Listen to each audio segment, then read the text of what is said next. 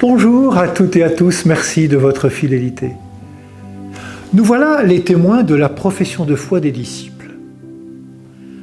Nous savons que tu sais toutes choses, nous croyons que tu es sorti de Dieu. Mais que savent-ils vraiment de Jésus ?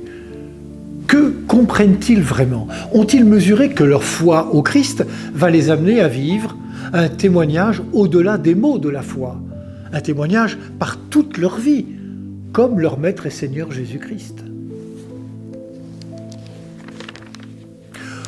Ont-ils mesuré qu'ils ne sont qu'au commencement de leur aventure de disciples de Jésus-Christ ? Et Jésus l'a bien compris, bien sûr. Leur foi reste fragile face à ce monde dans lequel ils auront à témoigner. Ils auront à s'affronter à leurs propres démons, l'orgueil, le pouvoir, la lâcheté, l'infidélité, la persévérance. Mais aussi les démons du monde, l'hostilité, l'indifférence, le mépris parfois. C'est pourquoi Jésus leur parle en disant « Déjà l'heure est venue où vous serez dispersés et vous me laisserez seul. » Combien vont-ils rester à prier avec lui lors de son agonie au jardin de Gethsémani ? Combien seront-ils au moment de sa passion et de sa crucifixion ? Oui, leur foi sera éprouvée, comme toute vie est éprouvée, tout engagement est éprouvé. Éprouvé par les réalités du monde comme il est. Alors Jésus les encourage. Il prend soin de les préparer à leur mission. Vous pourrez toujours trouver en moi la paix. N'oubliez jamais que je suis vainqueur du monde. Alors, courage.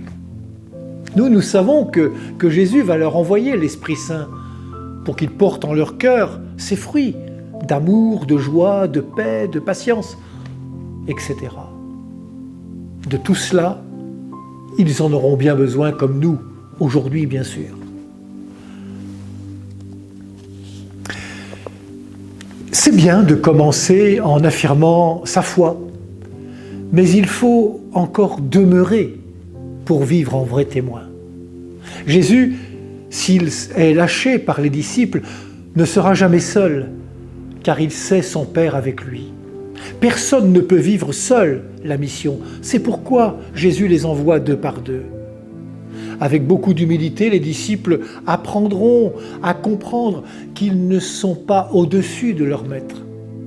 Ils auront cette grâce d'être les amis de Jésus. Je vous appelle mes amis.